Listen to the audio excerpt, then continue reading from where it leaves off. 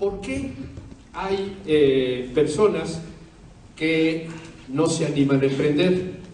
Bueno, porque tienen en su imaginario que se necesita dinero. Ustedes preguntarían que ¿por qué no emprendes? No tengo dinero. Bueno, pues no se necesita. Entonces, otra cosa que ustedes seguramente van aprendiendo es que en México más o menos hay unos 5 millones de empresas, sin embargo, el 99% de ellas son empresas pequeñitas.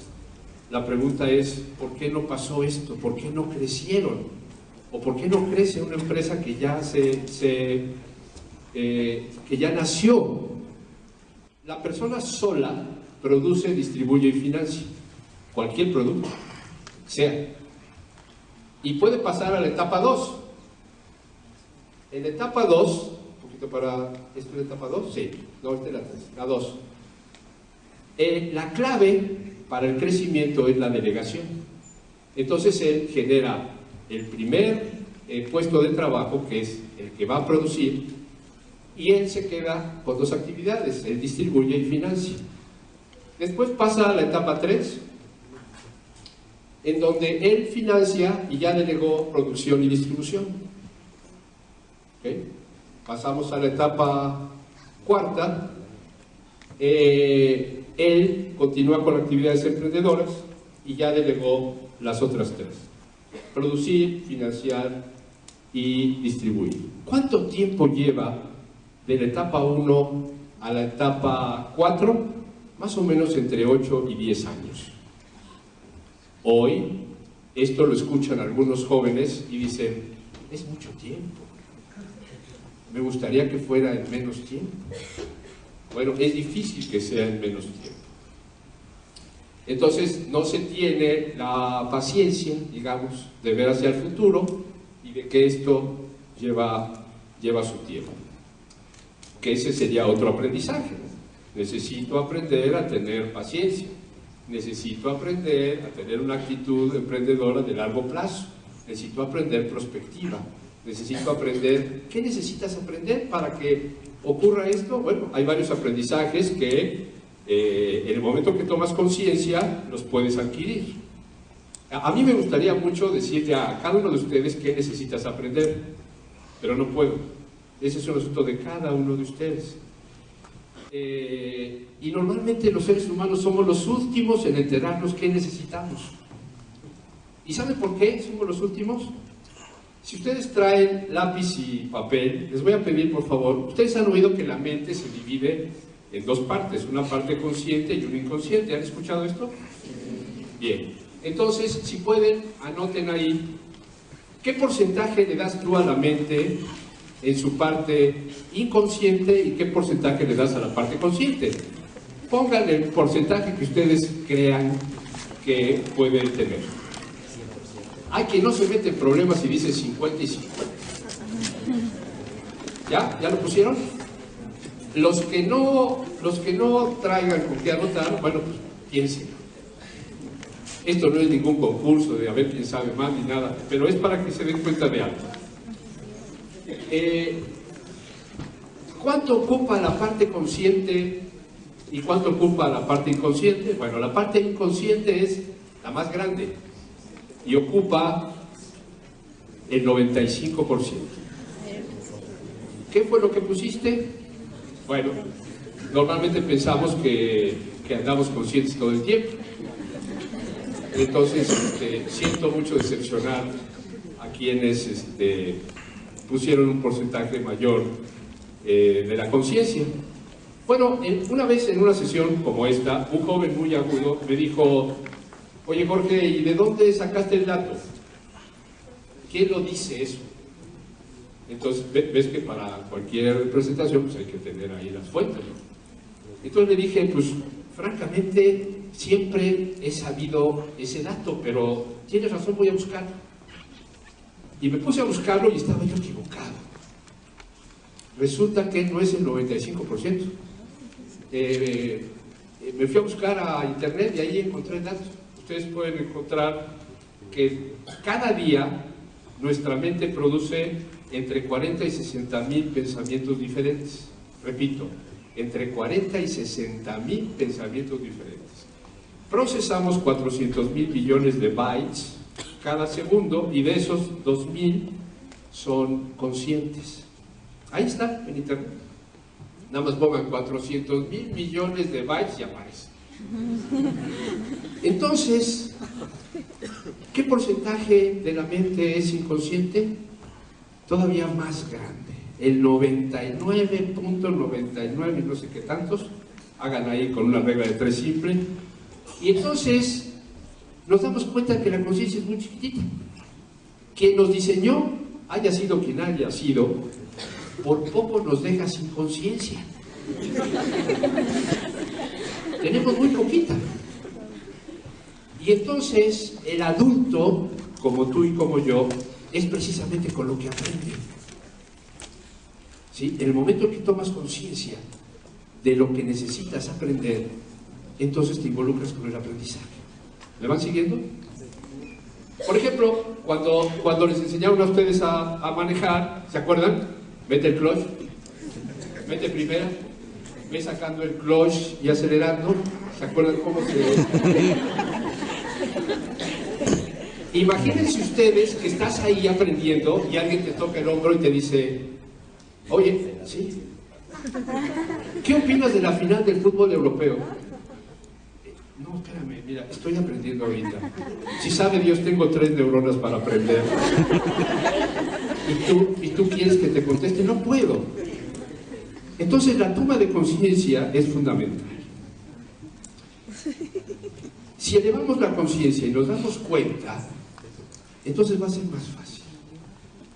Voy a avanzar un poco más en este tema, aprovechando para darles algunos datos sobre el inconsciente. El inconsciente puede operar en estos niveles a través de una ayuda o no. Paradójicamente puede no ayudar. Hoy se sabe que el inconsciente no procesa el tiempo, es atemporal. ¿Qué quiere decir esto? Que si algo me pasó cuando yo tenía 7 años de edad, me está pasando hoy, aquí. Para el inconsciente no pasa el tiempo. El inconsciente no tiene sentido del humor. Si tú le cuentas un chiste, no se ríe. Lo toma todo literal. Por eso es tan peligroso decirle a un niño tontito. Si ustedes le dicen a un niño tontito, su inconsciente procesa tonto. Y si se lo dicen cada tercer día, entonces él asegura de manera inconsciente que es tonto y empieza a comportarse como tal. Entonces parece que la clave está ahí. ¿Cómo nos relacionamos con el inconsciente? Entonces les voy a pasar un dato para que a partir de hoy ustedes consideren cómo se llevan entre ustedes y su inconsciente. Primero, hay que reconocer que es la parte más grande de nuestra mente y además nunca descansa. Funciona igual que el corazón. Como ustedes saben, el corazón nunca descansa. Si no, no estarían aquí. ¿Sí? No importa que sean vacaciones, no importa que sea de día, de noche, lo que sea, que haya puente. No importa, el corazón siempre está funcionando, el inconsciente también, de manera permanente. Entonces el inconsciente, normalmente cuando tú te diriges a él, que lo haces de manera inconsciente, el inconsciente lo toma y lo procesa. ¿Y cómo lo procesa? Te contesta, así será. O te contesta, dalo por hecho. O te contesta, tú eres el amo. O te contesta, voy a ver la manera de lograr eso que quieres. Pero acuérdense que es literal. Entonces, cuando alguien que está solo relaciónese consigo mismo y dice, ¡ay, qué tarugo soy! ¿Qué contesta el inconsciente? Vamos a ver la manera de que lo logres. Entonces, ¿cómo creen ustedes? ¿Cómo creen que muere alguien que todo el tiempo tuvo miedo de morir ahogado? Y el inconsciente dice, no te hagas, es lo que siempre quisiste, yo solo te ayudé. Aquella noche que caminabas en ese lugar oscuro, que había un pozo, ¿sí? Era el momento exacto. Y nadie te empujó, nosotros, entre tú y yo hacemos todo. ¿Ok? Entonces, uno no necesita a nadie que lo bloquee. Para eso se vale uno solo. Entonces, les paso el dato. Hoy se sabe que podemos resetear el inconsciente. Hoy se sabe que podemos decirle lo que realmente queremos. ¿Les gustaría saber?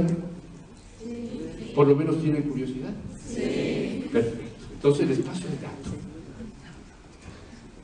Resulta que el inconsciente, para poderlo programar, vamos a hacer un receso. No, no es cierto. Ahí les voy. Eso es para tener su atención.